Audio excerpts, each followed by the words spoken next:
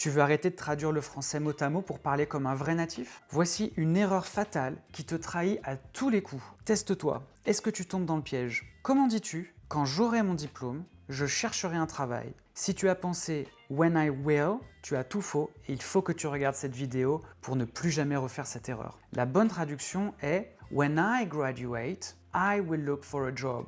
When I graduate, when plus le présent, même si en français on dit quand j'aurai mon diplôme. En français on dit quand plus futur, en anglais on utilise when plus présent. La raison de tout ça, c'est que l'anglais déteste répéter le futur. Écoute bien cette règle, elle est ultra logique et elle va te faire progresser immédiatement en anglais. Si par exemple tu veux dire quand tu arriveras, nous mangerons. Quand tu arriveras se traduira when you arrive. Donc when plus présent. When you arrive, we will eat. Tu ne dis le futur que dans la deuxième partie de la phrase. Un autre exemple. Je t'appellerai quand j'aurai le temps. I will call you when I have time. When I have time. When plus présent. Un troisième exemple. Quand il pleuvra, nous rentrerons à la maison. When it rains, we will go back home. When it rains, when plus présent. Pourquoi est-ce que le français impose le présent après when? Eh bien tout simplement parce que dans ce genre de phrase,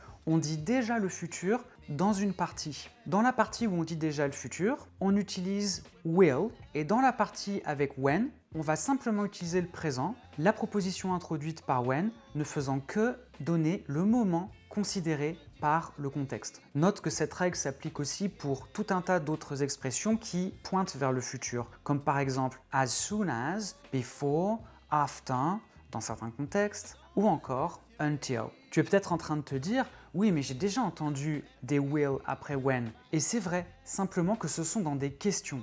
Par exemple, si tu dis « When will you arrive ?»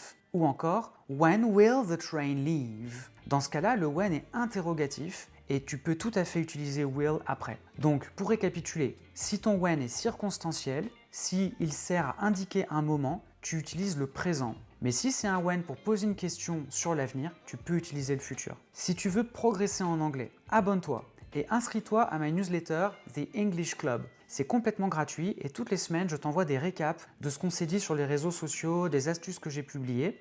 Je te proposerai aussi tout un tas de challenges, de défis, d'exercices et des cours en live. Donc inscris-toi, j'ai hâte de te retrouver. À très bientôt.